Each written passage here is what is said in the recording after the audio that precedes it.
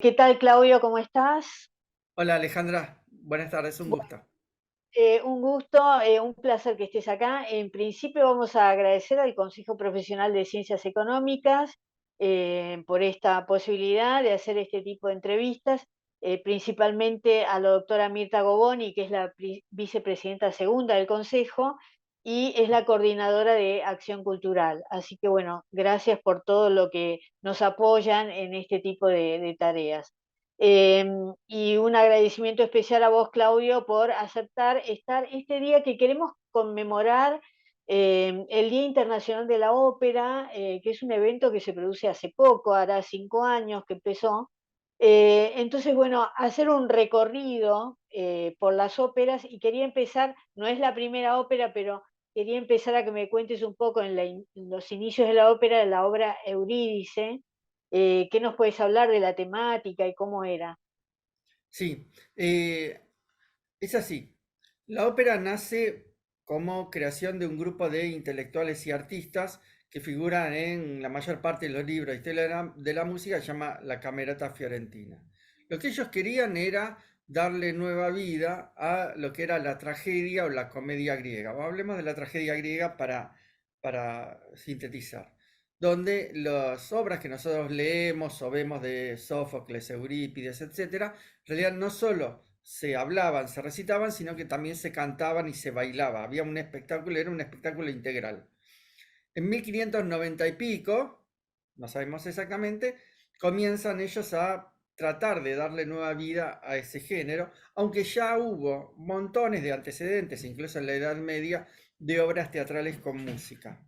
Esto es realmente antiquísimo. ¿Sí? No se llamaban óperas, se llamaban de otra manera, pero existían los dramas o las historias medievales, algunas profanas y otras religiosas.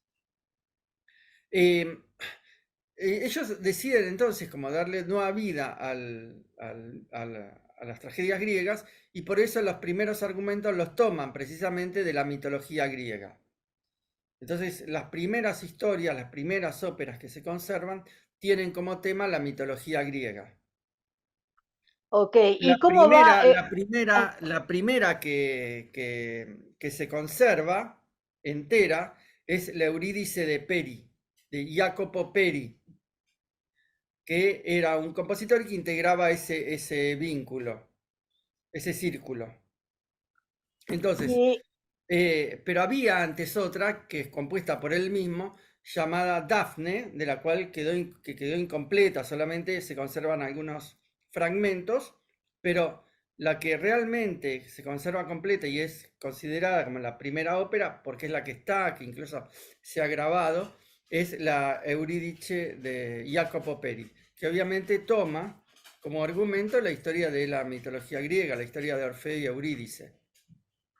ok, ¿y cómo va evolucionando la ópera? O sea, ¿qué características tiene? Por ejemplo, de ahí vamos a saltar a Monteverdi, eh, que supuestamente dicen que es el padre de la ópera, ¿no? Algunos dicen. No, bueno, no. Claro, en realidad no es el padre de la ópera. No, la ópera que nosotros vemos tiene varios padres. Lo que pasa es que Monteverdi fue el primer compositor que creó una ópera que ha quedado en el repertorio, que es distinto, que es el Orfeo. La primera Ujú. ópera que él escribe, basada también en el mito de Orfeo y Eurídice, ¿sí? Es la primera ópera que, desde el punto de vista cronológico, se representa actualmente, que es del año 1607. Ujú. Entonces, pero Y no es el padre. no, no. Ya tendría varios padres y seguramente varias madres también. Sí, también. Después de ahí vamos a hacer un recorrido, ¿no? De ahí vamos a pasar a Mozart, Sí, que en el tiene medio varios, igual, sí, igual sí. en el medio, entre ese 1600 y 1607 y Mozart, está todo el barroco, donde la ópera comienza a afianzarse. Compositores como Händel o Vivaldi escribieron montones de óperas. Menciono dos porque son dos compositores muy conocidos. Y ahí ellos tuvieron mucho éxito y lograron instalar un tipo de ópera donde muchas veces las estrellas eran los protagonistas, era la época de los castrados, donde escribían específicamente para ese tipo de voces, personas que eran castradas antes, hombres que eran castrados antes de llegar a la adolescencia, porque era por entonces un fenómeno. Entonces, todo ese periodo muy grande, que son más o menos 150, 160 años, precede a Gluck y Mozart, que son los dos compositores importantes que quedaron del clasicismo en cuanto a ópera se refiere. Incluso en esa época es que justamente estaban los castratis porque la mujer no podía cantar, estaba vedado para la mujer el Sí, la canto. mujer no podía, el tema de los castrados es que los castrados en la ópera nace porque se había prohibido a las mujeres cantar en las iglesias. Entonces en las Ujú, iglesias comienzan a incorporar voces de hombres que suenen como si fueran voces de mujeres por una cuestión pura y exclusivamente estética. ujú, Entonces, bueno, amperándose en la primera epístola de San Pablo a los Corintios, que dice que las mujeres deben callar en las congregaciones, entonces lo tomaron al pie de la letra. claro. Entonces, lo que hicieron fue incorporar de a poquito ese tipo de voces para que los coros suenen lindos. Pero como justo cuando incorporan las voces la Capilla Sixtina de manera oficial en 1599 nace la ópera, los padres de los chicos dijeron, bueno, me conviene más que el chico cante en un escenario que sea famoso, que nos traiga plata, a que cante en un coro de iglesia que va a ser anónimo. Y por eso hubo tantas castraciones durante décadas, décadas y décadas.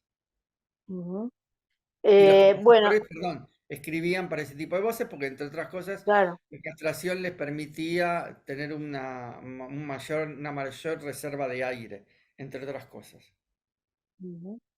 Bueno, y ahora sí, vamos a Mozart, nos estamos Y ya exactamente. avanzando más de 100 años, Y Mozart 1780. innova en la ópera. Mozart es un aporte fundamental en la ópera, entre otras cosas porque lo que ayuda es a darle un mayor ritmo a las óperas, uniendo números que hasta entonces eran bastante frecuentes que se hicieran por separado. Es decir, que cantara alguien, la gente aplaudía, después venía otro personaje, cantaba y la gente aplaudía, etcétera. En muchísimas óperas de Mozart los números son continuos. Termina de cantar alguien y pasa a otro. Después viene otro y se incorpora y viene otro y viene otro y viene otro. Y bueno, y eso ayuda a que la ópera tenga mayor ritmo. Montones de compositores después van a tomar nota de eso. Sí.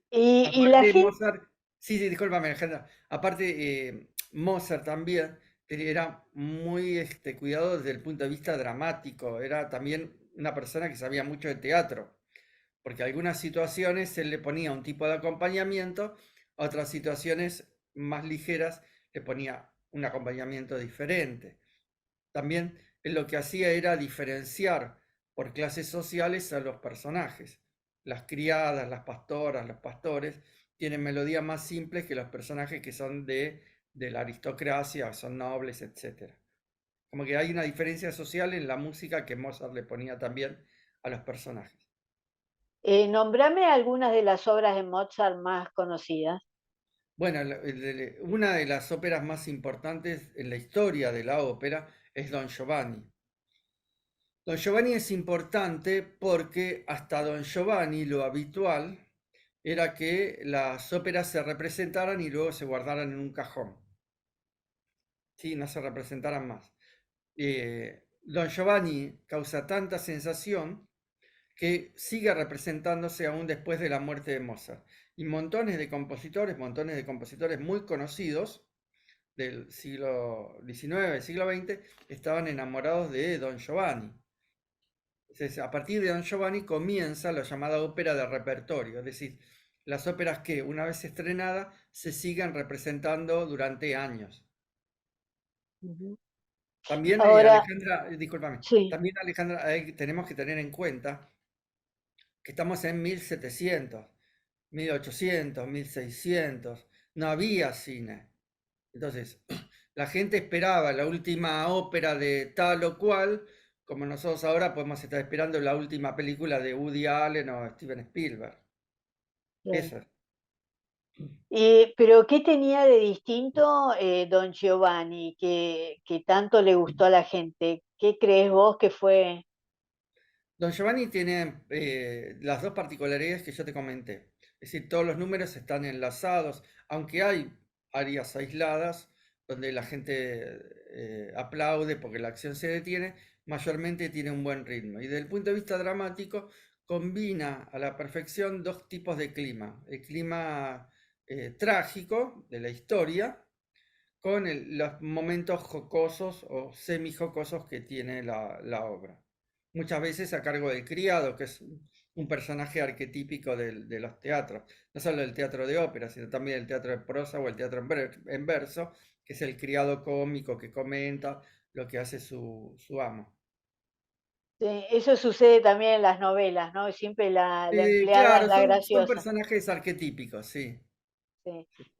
¿Alguna otra obra de Mozart? Sí, en Las realidad, bodas de Figa. sí, en realidad la mayoría de las obras de Mozart son realmente muy valiosas, incluso la primera, que él escribe la primera ópera cuando tiene 11 años, que se llama Apolo y Jacinto, y es una ópera muy difícil de interpretar. Está escrita en latín y también está basada en un mito griego, el mito de cómo habría nacido la flor del Jacinto.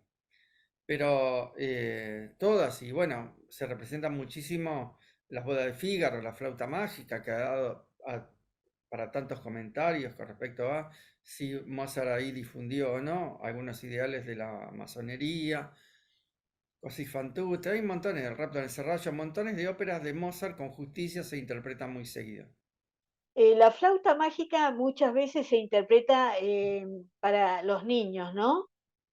Sí, ahí se puede, claro, porque se puede adaptar, depende de cómo uno la mire. De alguna manera puede ser una especie de cuento infantil fantástico, donde un príncipe va a rescatar a una joven que supuestamente está en manos de alguien que es muy malo, pero en realidad el malo es el personaje malo es la madre de la joven. Es tan malo que no es la reina de la luz, sino que es la reina de todo lo contrario, la reina de la noche, la reina de la oscuridad. O sea, ya es Claro. mala desde el nombre. Sí, sí, sí, no, es muy particular esa obra. Bueno, de ahí yo quiero pasar, también nos estamos alejando casi 70 años, a Giuseppe Verdi, que es muy conocido y tiene muchas obras muy famosas también, ¿no? Sí, sí, en el medio quedan, por ejemplo, la trilogía de compositores italianos del llamados Bel Canto, Rossini, Donizetti y Bellini. Pero Verdi es un compositor que abarca prácticamente todo el siglo XIX. Desde la década del 40, 1842 más o menos, hasta su muerte, Verdi domina el escenario de la ópera italiana y obviamente, aún después de su muerte, sigue siendo el referente principal. Verdi fue un compositor que tuvo una primera ópera exitosa, una segunda que fue un fracaso, pero la tercera, que fue Nabucco, comenzó, según él mismo lo dijo luego, su carrera como compositor. Y a partir de ahí tuvo, como le sucede muchas veces a los artistas, algunos momentos desparejos y luego llega la consagración del artista maduro. ¿Qué otras obras me podés nombrar de Verdi que muchos conocerán, pero tal vez no saben que las escribió él? Bueno, hay muchas óperas de él que se interpretan muy seguido. Macbeth, eh, Rigoletto, El Trovador, La Traviata, Aida, Eh, Otelo, Don Carlos. Eh, jus- Justamente Aida es una ópera difícil para la puesta en escena, es mucha gente. Aida tiene dos momentos que teóricamente son bastante majestuosos, fastuosos, muy fastuosos. Uno en el primer acto y otro durante el célebre número de la marcha triunfal. Depende de lo que se quiera hacer. O sea, a ver, en general los lugares donde se representan las obras tienen un coro estable. ¿Sí? Después son vestimentas que más o menos se consiguen o están en los talleres de los teatros, etcétera. Depende de la apuesta que quiera hacer el director de escena. Pero igual, más allá de esos dos números, Aida es un drama que no se diferencia de otras óperas, donde hay dos mujeres que aman al mismo hombre. como a veces sucede que son dos hombres a la misma mujer, etcétera. Pero bueno, tenía entendido que había en algunos lugares que había caballos reales ¿Había qué? sobre el escenario, caballos. Sí, claro, pueden poner lo que quieran, o sea, está todo bien. No, No, no es pero me que refiero a lo magnífico de ir a la ópera y que sí, aparezcan caballos. él no escribió que hubiera caballos, pero si alguien quiere poner caballos y le pueden meter los caballos en la escena sin hacer mucho lío, qué sé yo, está todo bien. Sí, igual Eh, la música por sí misma es una música fastuosa, realmente impresionante. Ya la música en sí misma te llena todo el teatro. claro. ¿Hay alguna ópera que sea como la más sencilla para entender o que la gente le resulte, para el principiante me refiero, ¿no? Al que no está tan Y, acostumbrado. y en realidad las óperas tradicionales en general son muy fáciles de comprender. En general las óperas tienen argumentos que son bastante sencillos. Pero por ejemplo La Traviata, Rigoletto, Aída, El Barbero de Sevilla, Norma. En general tienen argumentos bastante sencillos porque se tarda mucho más en decir algo cantando que hablando.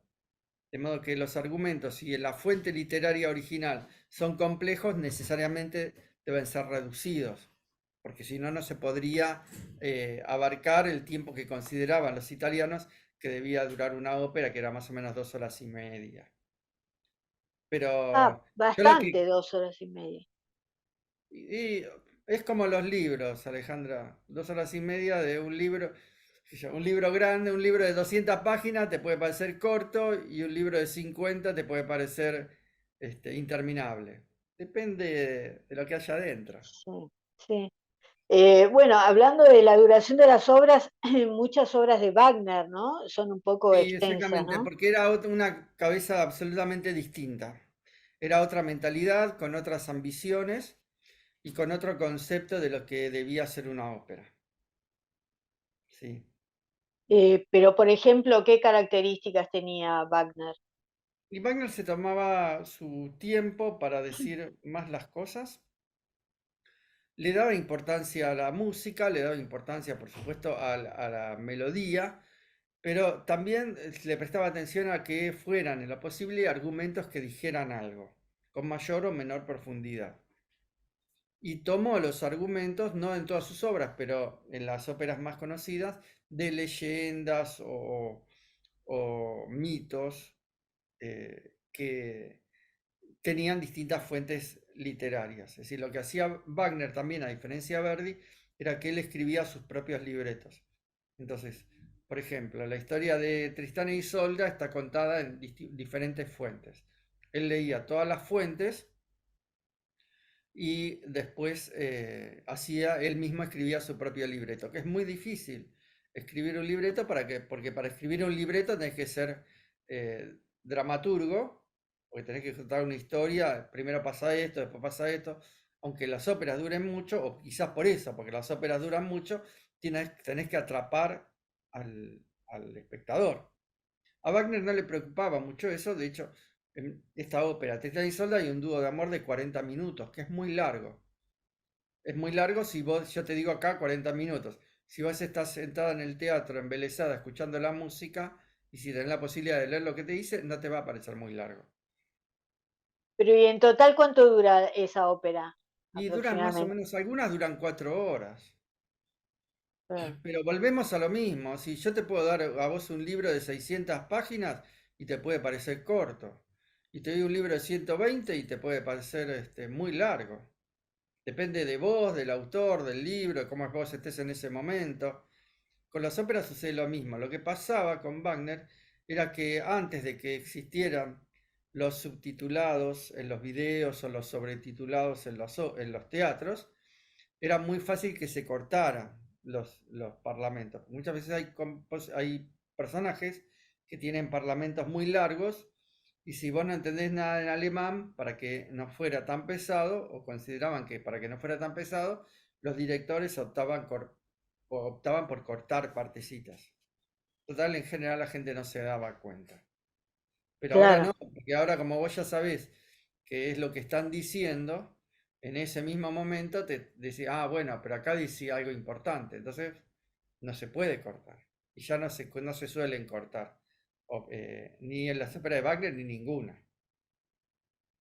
Antes nombrabas a los italianos, a Puccini, Rossini. ¿Qué características tenían ellos Y diferentes, no? los tres quedaron como una especie de referentes de lo que se llama el bel canto, que son óperas en las cuales había una gran exigencia técnica para los cantantes, para hacer adornitos de manera natural.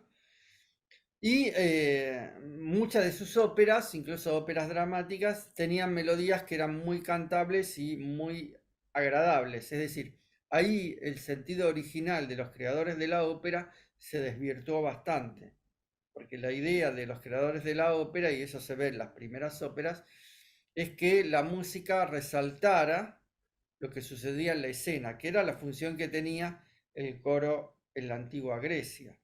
O sea, el coro en el teatro griego se movía en un lugar que se llamaba orquestra, que es el verbo griego de danzar, porque los integrantes del coro bailaban. Pero si vos lees o veas a ver alguna tragedia griega, la Medea de Eurípides, por ejemplo, ves que el coro también participa. Entonces el coro, cuando Medea está a punto de matar a los hijos, grita, ¡ay, madre es naturalizada! ¿Cómo vas a hacer eso? Entonces yo como espectador me siento choqueado porque veo que una madre va a matar a sus hijos. Con lo que grita el coro, más todavía. Es como una especie de amplificación. Entonces, el lugar que ocupaba el grupo de instrumentos, por extensión, se llamó orquesta. Se llamó orquesta el grupo de instrumentos. Es una palabra griega que viene de ahí. Entonces, esas fueron las primeras óperas, pero durante el periodo que te digo yo de Rossini, Donizetti y Bellini, vos podías asistir a una obra que fuera realmente muy dramática, pero la música era muy tarareable, era muy fácil de retener, muy cantable. Entonces ahí quedaba como medio raro que se cumpliera lo que la ópera en su momento, en su nacimiento, era lo que requería.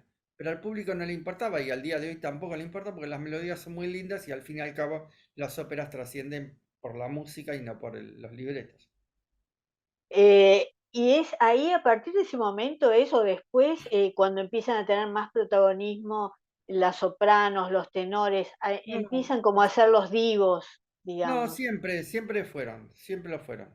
Y siempre los compositores o los directores han tenido que renegar con eso, pero bueno, está todo bien.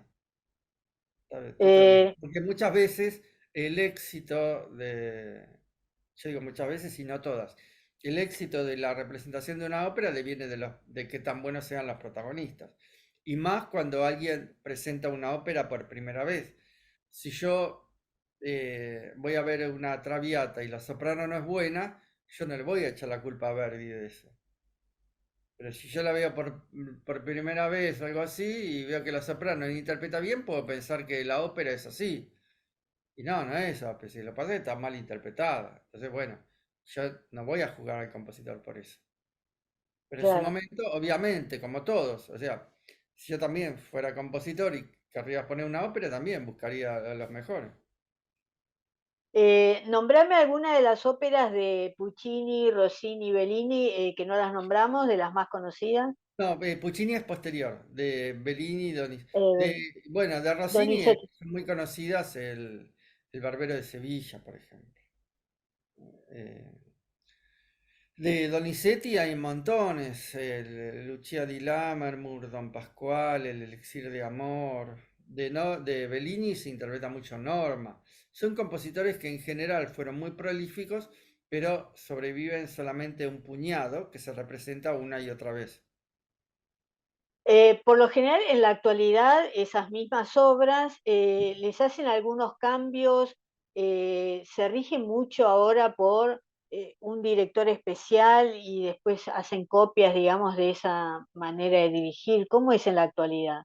No, no, ya hace unas cuantas décadas surgieron directores de escena que al día de hoy están y supongo que seguirán estando, que lo que hacen es cambiarle el sentido original de la obra. Una puesta de, por ejemplo, Norma de Bellini transcurre supuestamente alrededor del año 50 antes de Cristo en las Galias. Entonces, la ópera trata de que el pueblo está invadido por los romanos. Entonces, por ahí lo que hacen es llevar la acción a la Segunda Guerra Mundial, ese tipo de cosas. O sea, es muy Ah, común que se cambie el tiempo, la escenografía, el vestuario a los personajes, y eso a algún público le gusta y a otro no. Hay de, hay de todo. Porque muchas eh, veces, pues lo que sucede es que suceden dos cosas. Una es que muchas veces haciendo eso se le cambia el carácter de las obras. Muchas óperas de Wagner han sido puestas de una manera diferente a como él lo pensó y quedan transformadas en caricaturas. Es decir, se cambia el carácter de la obra. Y otras veces no coincide con lo que se está diciendo, porque los textos y la música no se cambian. Entonces un personaje dice, ahora prueba mi puñal y el personaje saca una ametralladora, queda como medio raro. Y de eso se ve montones. O cambian los finales, como si el final no está escrito en versos que se canta, pueden cambiar directamente el final. Y queda como medio raro, pero se ha hecho y se hace un montón de veces. ¿Sí? sí, sí. Em, Hablamos antes de los tenores, las sopranos. ¿Cuáles son los rangos vocales que tiene el hombre y la mujer? Desde menor Sí, a en mayor, realidad digamos. sí, se habla de tipos vocales. Muchas Tipos. veces se dice de registros, incluso hay gente que se dedica a esto y habla de registros, y en realidad registros tienen todos. El registro incluso tienen los instrumentos. Tiene un registro alto, medio, bajo. O sea, yo tengo el piano acá adelante, el registro medio es la parte intermedia, el registro bajo son los graves, el registro alto son los agudos. Las voces sucede lo mismo. En realidad se habla de tipos vocales, tipos de voces. Hay, los varones están divididos en la voz de tenor, que es la más aguda, y dentro de las voces más agudas tenés algunos que son más agudos que otros. Pavarotti era tenor, Plácido Domingo también es tenor, pero los dos tienen voces diferentes. Ujú. Eh, la soprano, después, bueno, los tenores, después vienen unos que son un poquito más graves, que son los barítonos, y más graves aún, los bajos. Hay un tipo de voz especial, que son los contratenores, que son un poco más agudos que los tenores. Pero en general, digamos, los compositores escriben para estos tres tipos de voces masculinas. Y las mujeres son sopranos, mezzos, mezzosopranos y contraltos, que son muy difíciles de hallar, por la voz muy Los, grave de mujer. claro. Claro, Mercedes Sosa era contralto, Ah, mira, y una voz más gruesa que esa, yo no sé si en mujer no sé si es fácil conseguir. es verdad. Ah, tenés razón. Bueno, hay que, para ir a la ópera por primera vez o por segunda vez, ¿no? Hay que saber lo que uno va a ver, hay que saber cuándo aplaudir. A ver, no hay que, o sea, vos podés ir y verlo. Lo que pasa es que lo vas a disfrutar de una manera más superficial. Si vos vas sin una preparación, sin saber qué es lo que vas a escuchar, sin saber a dónde poner el oído, a qué prestarle más atención, vas a ver la ópera y se te va a pasar por un oído y va a seguir de largo por el otro. Lo ideal es lo mismo que cuando uno va a ver un concierto o va a asistir a un concierto, es que uno ya conozca la obra. Ahora hay montones de posibilidades de conocer una ópera, de conocer Yo de hecho doy habitualmente clases que son gratuitas sobre las óperas que se van a representar en el Teatro Colón. Entonces, bueno, va mucha gente y esa gente después cuando la va a ver al teatro, algunos no van después al teatro, pero se quedan con la clase de la apreciación. Después la Pará, ¿y cómo disfrutan es mucho más. eso? ¿Cómo es la clase que das? ¿En dónde la das la clase? Ahora la estoy dando en el Consejo de Ingeniería Civil, que es Alsina 430. Lo doy el jueves anterior de la primera representación de cada ópera en el Colón. Son clases gratuitas. Yo lo vengo haciendo hace más de 25 años esto. Y O sea, las la di durante mucho gente tiempo. puede ir, ahí vos le explicás de qué se trata Sí, y con después la va a video, ver. claro, con los Qué videos, bueno. pasó gran parte de la ópera, les voy contando, etcétera. Y después cuando la gente va a la ópera, a ver la ópera, ya sabe qué es lo que va a ver y ya el goce pasa por la apreciación de una obra que ya está incorporada, si no es todo sorpresas. Y a veces, en realidad, a veces no, perdón, no alcanza ni en la música clásica, instrumental, ni en la ópera con una sola audición para poder apreciar una obra. Ujú. ¿Sí? Por la extensión, aparte, la misma extensión de la obra hace que por ahí la gente no tenga siempre la atención en el mismo nivel. La atención sube y baja. Entonces, que vos vayas a ver una obra que después, bueno, que yo ya te mostré antes y te dije, mira esto, ahora pasa esto, fíjate ahora, escucha esta voz, bueno, este es el aria, fíjate cómo vuelve esta melodía que antes la habían presentado, etcétera. Así que vos la conozcas y cuando vayas a ver la obra, vas a ver algo que ya conoces y la disfrutas más. Todo apunta a eso, a que alguien disfrute más del arte. Sí, está muy bueno, ¿eh? Muy bueno. Si tuvieses que elegir un compositor o una ópera en especial que te guste a vos, como de tus favoritas, ¿cuál sería? Y para mí es muy difícil, pero yo siempre digo que Rigoletto es el modelo de ópera perfecta. Rigoletto de Verdi, porque no le sobra nada y tiene absolutamente todo lo que uno espera de una ópera. Desde lo trágico hasta principalmente cómo la música resalta las emociones y además el libreto es muy bueno porque mantiene, salvo tres puntitos, se mantiene fiel a la obra original de Víctor Hugo, a la obra teatral de Víctor Hugo. De Víctor Hugo. ¿Y tenés alguna soprano preferida, predilecta o algún tenor? No, no, no, no. Me gusta mucho escuchar a Pavarotti. Me Mm. encanta la voz de Pavarotti, pero el resto no, no.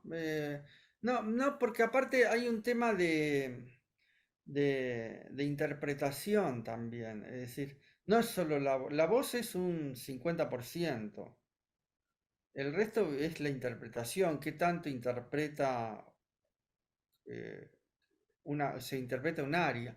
Yo a veces doy clases de música clásica y rock, por ejemplo. Ahora voy a hacer dentro de poco otra clase. Y ahí paso a David Gilmour, uno de los cantantes de Pink Floyd, cantando un aria en un recital en París, un aria de una ópera de Bizet. Y David Gilmour no tiene la voz de José Carreras, una voz cascada, toda hecha pomada y todo. Pero el tipo la canta tan bien el aria que te pone los pelitos de punta. A mí me encanta y lo canta genial. Y la gente aplaude, aparte también eso es interesante, ¿no? La gente aplaude, seguramente la mayoría no sabe que lo que él cantó es un aria de una ópera francesa. Por ahí creen que es una canción de no sé dónde. Pero también eso está bueno porque prueba cómo en realidad las áreas de ópera o la ópera en general puede ser accesible y lo que depende es cómo uno se la presente al otro. Lo mismo sucede con la música clásica instrumental.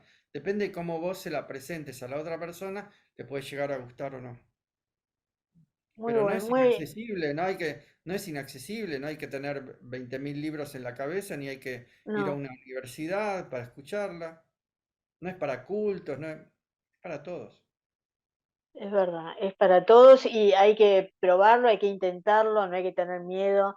La gente se asusta de ir En realidad, al Teatro Colón. no, bueno, no, bueno, yo lo que sugiero siempre es eso, es que uno trate de conocer antes la obra que va a ir a escuchar. Y ahora es muy fácil conocer. Si no querés que nadie te cuente o te la analice, la escuchás en YouTube y tenés un acercamiento al menos de cómo es la obra. Entonces, cuando vos vas a verla y a escucharla, ya sabés cómo es tal sinfonía, tal concierto, tal aria, qué sé yo.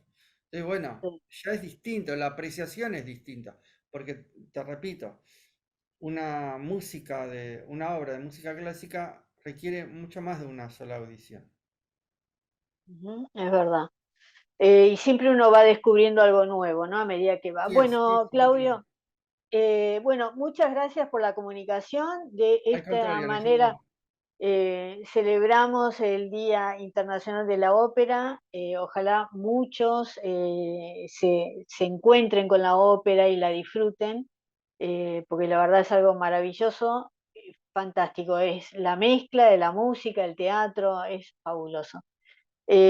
Bueno, Claudio, gracias y por supuesto agradecemos al Consejo Profesional de Ciencias Económicas, a la doctora Mirta Goboni, que es la vicepresidenta segunda, y a la coordinadora, es coordinadora de Acción Cultural. Así que muchas gracias, Claudio. Al contrario, gracias a vos, Alejandra, y al consejo. Hasta Muy entonces. bien, hasta luego.